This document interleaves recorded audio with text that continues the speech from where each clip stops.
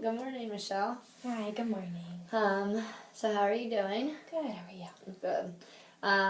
I see from your lesson plan that you have a pretty good idea of where you're headed next. Just to summarize your lesson plan, make sure I'm understanding.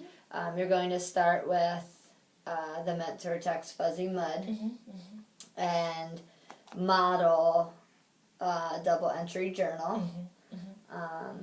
That the students will then use while reading their own text. Jack is still reading I Survived, Sinking of the Titanic. Kaylee's still reading Patches. And as they're reading, they will then fill out the double entry journal. Yes. And then at the end, you'll kind of have just a little debriefing of how it went. Can you tell me you see of the goal of the lesson is to use metacognitive strategies. Any metacognitive strategies specifically, or just a combination? When I think about my previous lessons, I've been doing a lot of think alouds with them in terms of getting stuck on a word. So if I'm saying, oh, this looks like a long word, I hadn't seen this word before. I'm going to use the chart to help me break this word down.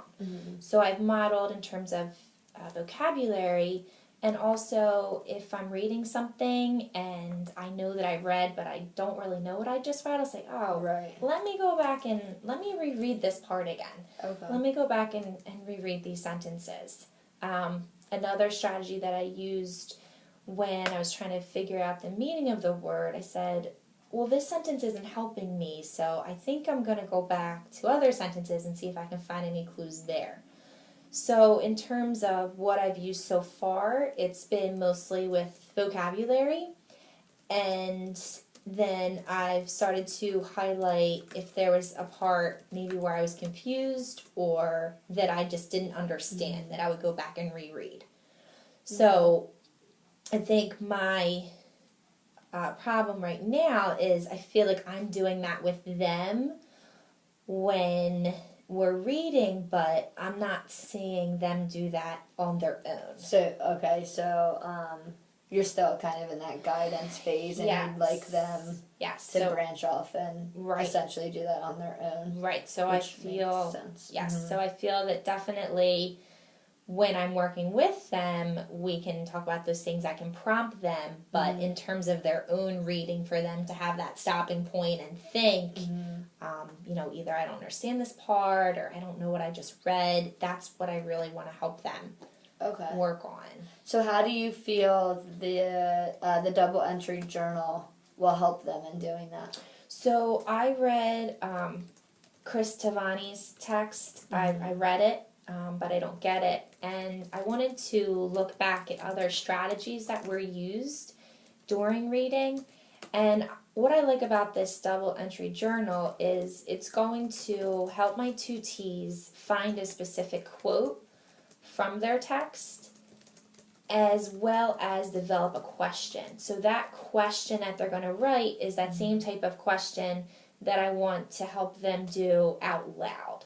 Okay. So I want them to be able to write it down, but I also want them to be able to think about that out loud and how they're either getting stuck on a part of the sentence or they want to know more about it.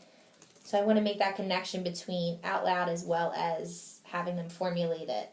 Okay. Now, are you expecting the students to first find the quote and write the page number and then wonder, or is it okay if they stop? I wonder here, and then write? That's a great question. Originally, I had thought have them find the quote first, but now that you're saying that gets me to start thinking realistically, and what would be authentic is it could be that they have that question first, or they have that thought, so they could do that part first. So I think that's something I want to make sure that I'm sharing with them as well, that even though on the paper it shows direct quote on the left and I wonder on the right, it doesn't have to be a left to right progression, meaning that they could come up with their question first and then go back in the text. So I didn't didn't think about it that way before, so that definitely. And I know from before,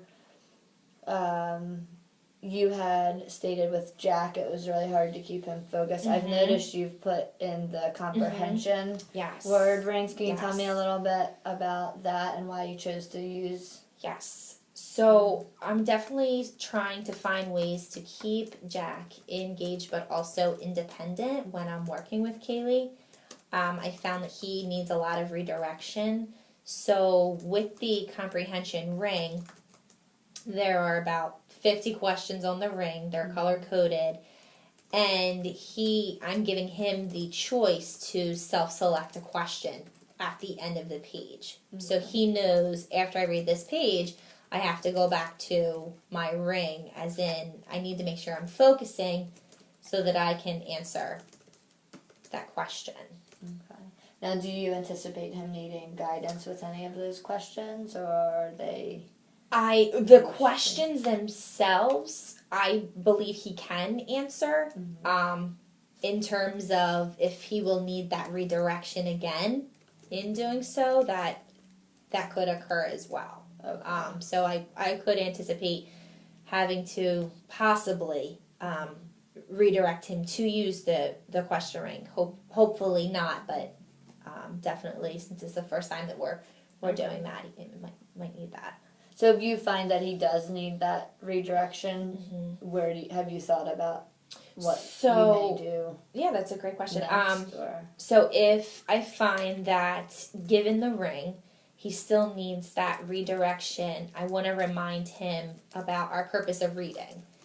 And that we need to make sure that when we read, we're making meaning, and these questions that we ask ourselves are going to help us make sure that we're making that meaning.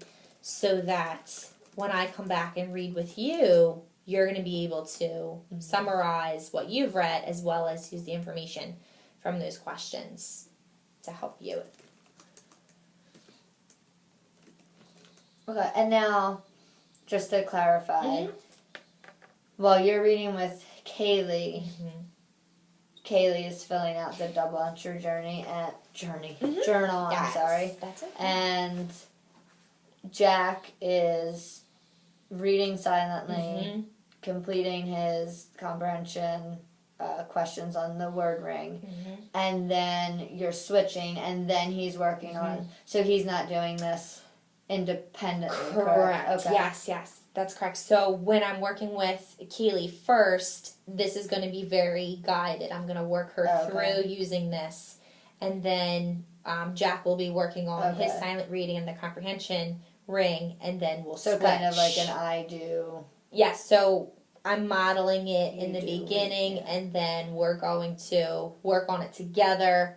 We're going to be at the we do stage for this tomorrow, and then eventually so your ultimate goal is to get them, and then maybe eventually are you planning to keep the double entry around, or? That's a great question. So I definitely, being that this is going to be the first time we're using it, I would like to use it for the week, unless I'm finding that it's something that's not helping them after tomorrow's lesson, and then I will think about other possible strategies that I can use from Chris Tavani's text to help support comprehension.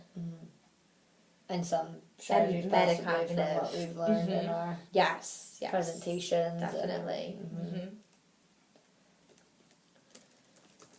Okay, so let me just summarize that. Sure. So you are going to use the double entry journal for the week, and then kind of evaluate how it's going, how they feel, and move forward from there. Yes. Okay. So specifically, when I am observing your lesson, correct me if I'm wrong, you would like me to look into metacognitive strategies, and if the children are beginning to use them on their own. Are we using the same type of format, or how would you like me to collect that data?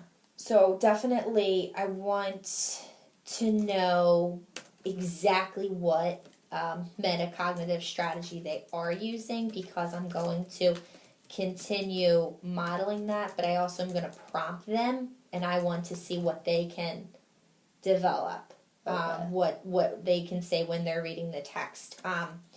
I think I also want to have, if not a poster, but maybe some of the sentence stems up on the board that they can refer to when they're trying to think about their thinking out loud. So What that would some of those stems be? so I could say, if I get stuck, ... That's something that they could use, or I could say, I read this, but I'm not sure. So I could put some examples up on the board that's giving them something specifically to use, and see if that helps to target that forced metacognition before it starts to become more authentic. Okay. How would you like me to collect that? So I would like you to specifically note the metacognitive strategy out loud. So whatever Kaylee and Jack are saying during their reading, that's out loud, helping them think about their thinking. I would like their comments. So if they have any wonderings, if they go back, if they vocalize they didn't understand something, if they're trying to sound out a word, right? Anything that is it just solely, and I guess I can kind of look at the double entry journal as you're teaching to kind of get an idea of that, but anything out loud, any of their thinking out loud, you want me to jot down? Yes, I would. And would you like it in a chart, or how would you? So I would actually, if it's okay for you, I would like to have a column on the left, say Jack, and then below, say Kaylee, and then have the columns where you can jot down, or in the rows where you can jot down specifically what each tutti is saying. So pretty much just splitting up a section between Jack and a section between Kaylee, because then I'll know that whatever they're saying was meant to outline whatever thinking they were doing out loud. So that will help me see what they're using, as well as how I can use that data to inform future instruction. Right. Okay. I look forward to seeing your lesson. All right. Thank you so much. Thank you.